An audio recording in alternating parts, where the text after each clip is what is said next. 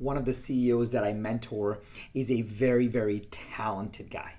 He can write copy, he can shoot videos, he can build sales funnels, he can do email automation, he can do all the ninja stuff, he can do creative stuff, he can do social media, he can speak, he can write, he can sell. Literally, he can do it all.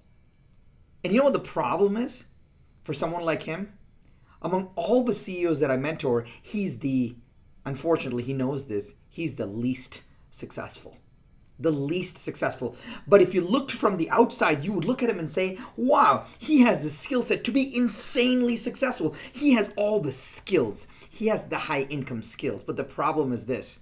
I call it the curse of capability. The curse of capability. Remember this, just because you can doesn't mean you should. We all go in search of that magical skill. Oh, I want to learn to be a better copywriter. I want to learn to post stuff daily on social media. I want to learn how to use Hootsuite. I want to learn how to actually figure out the SEO behind YouTube. I want to learn the ins and outs of social media marketing or email copywriting, or I want to learn the structures that copywriters use, or I want to learn about sales funnels and building new funnels. I want to learn how to do Photoshop. Literally, you're totally missing the point. Because here's this, I actually have entrepreneurs who will tell me I'm a really good marketer. And I'm like, well, what does that mean? They're like, I have an eye for design. You have an eye for design? If you have an eye for design, go be a designer. All right? You're not a salesperson. You're not an entrepreneur. You're not a CEO. Your job is to drive the vision and success and the sales of the business, if that is your role.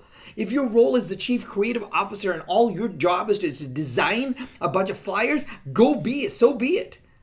But the problem is the curse of capability. We think we're so darn cool and we're so talented that we can do everything in our business because that's how we did it. That's how we grinded it. And here's the interesting part.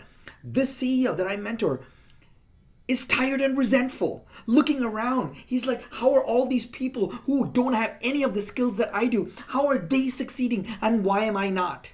That is the curse of capability. The curse of capability says that you know how to do all these things, therefore you feel like you need to do all these things, therefore you feel like no one else can do all those things better. When I have seen someone actually say, hey, this is my singularity of focus, this is what's going to drive my business, I'm going to take this and I'm going to do that, and I'm going to either acquire or hire the rest of the talent that can help support me so that I can do that better, that's when you win.